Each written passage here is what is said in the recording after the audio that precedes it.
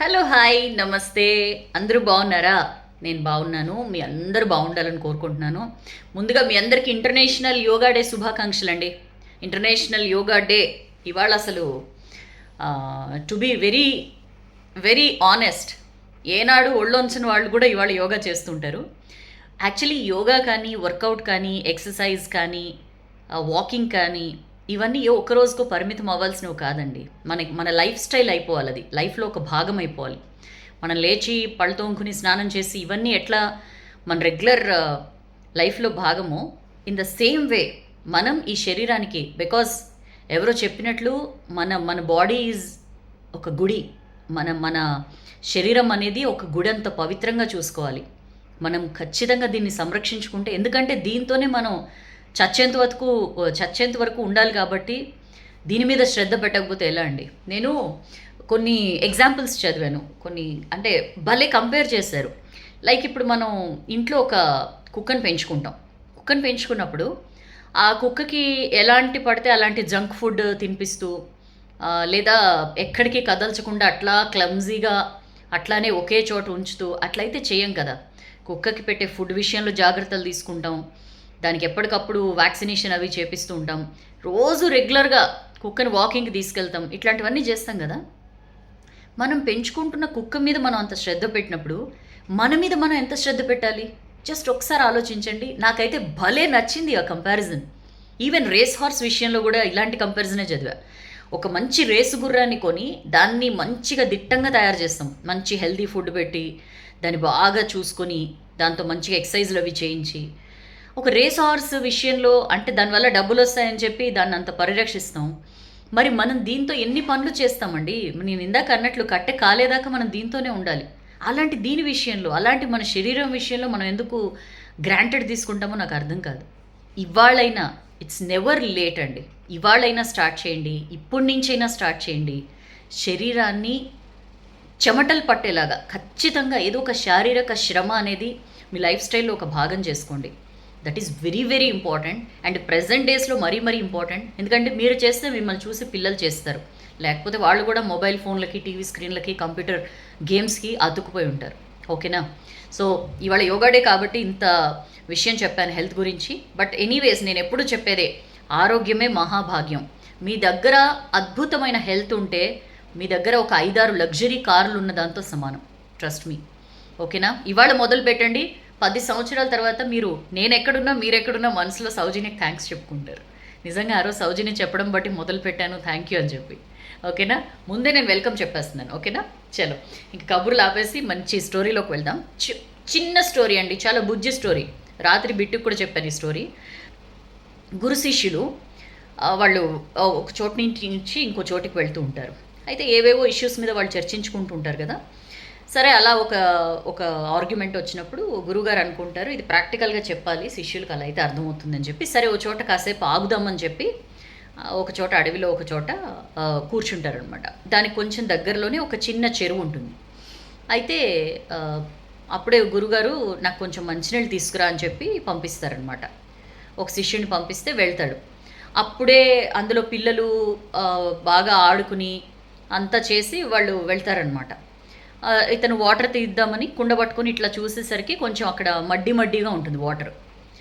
అబ్బా, ఈ నీళ్ళు ఏం తాగుతారు గురుగారు అని చెప్పి తిరిగి వచ్చేస్తే ఏ తెచ్చావు నీళ్ళు అంటే చెప్తాడనమాట.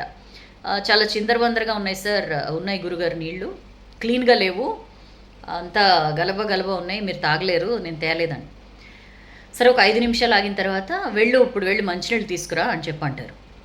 ఇతను అనుకుంటాడు, ఈయనకి ఏంది, నేను ఆల్రెడీ చెప్పాను కదా నీళ్లు బాగాలేవని, మళ్ళీ వెళ్ళమంటాడు ఏంటినా అని మనసులో అనుకుని, సరే గురుగారు కదా ఏం అనలేక సరే అని చెప్పి మళ్ళీ వెళ్తాడు. ఏ ముసలాయనకి చేదస్తం ఎక్కువైంది, అర్థం కాదా ఏంటి అని చెప్పుకుంటూ మనసులో తిట్టుకుంటూ వెళ్తాడు.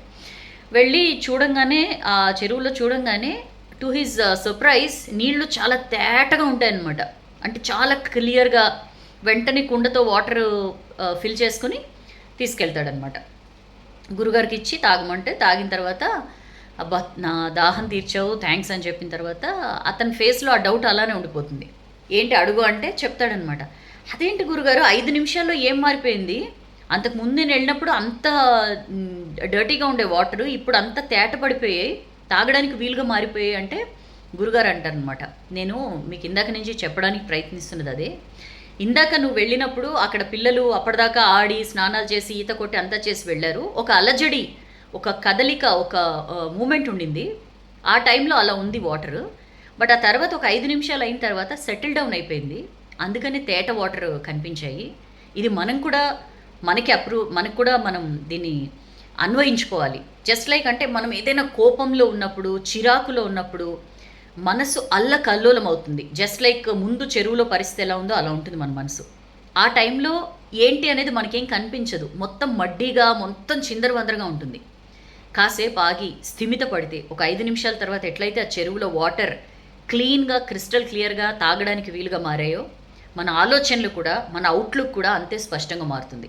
పెద్దవాళ్ళు అంటారు కదా, కోపంలో ఎప్పుడు ఏం డెసిషన్స్ తీసుకోవద్దు అని. 100% ఫ్యాక్ట్ అండి. కోపంలోనో, బాధలోనో, for whatever be the emotions, ఏ ఎమోషన్స్ అయినా హైలో ఉన్నప్పుడు ఎలాంటి డెసిషన్ తీసుకోవద్దు. కాసేపు ఆగండి, ఒక్క 5 నిమిషాలు స్థిమిత పడండి, క్రిస్టల్ క్లియర్గా మీ విజన్ మారుతుంది. అప్పుడు ఆలోచించి డెసిషన్ తీసుకోండి. ఖచ్చితంగా అది హెల్ప్ఫుల్ అవుతుంది. ఓకేనా? పిల్లలకు కూడా నేర్పించండి. స్టోరీ నాకు బాగా నచ్చింది. మీకు కూడా నచ్చినట్లయితే లైక్ చేయండి, బాగా నచ్చితే షేర్ చేయండి. నెక్స్ట్ స్టోరీ కోసం వెయిట్ చేయండి. ఈ లోపల కామెంట్ సెక్షన్లో పెట్టండి, సౌజన్య స్టోరీ బాగుంది అనేవి. బాగానే అంటే బాగుంటాయి మెసేజెస్. బట్ అగైన్ ఈ స్టోరీ నుంచి మీకు అనిపించింది ఏంటో చెప్తే I will be very happy. So మీరు సౌజన్య చెప్పేది వింటున్నారు, దాన్ని ఆకలింపు చేసుకుంటున్నారు, దాన్ని ఎక్కడో ఆచరణలో పెడుతున్నారని నేను సంతోషిస్తాను. సో ఎస్, ఈ స్టోరీ ఎలా ఉందో చెప్పండి. అండ్ మీరు కూడా కోపంలో నేను ఫలానా డెసిషన్ తీసుకుని నష్టపోయాను అనే విషయం మీరు ఎప్పుడైనా గ్రహించారా? అట్లా ఏమైనా జరిగాయా మీకు? లేదా ఫలానా సిచ్యుయేషన్లో నేను డెసిషన్ తీసుకోకుండా ఆగి మంచి పని చేశాను, తర్వాత దానివల్ల నాకు పాజిటివ్ రిజల్ట్స్ వచ్చాయని ఎక్స్పీరియన్స్ ఉందా? Please let me know. కింద కామెంట్ సెక్షన్లో పోస్ట్ చేయండి.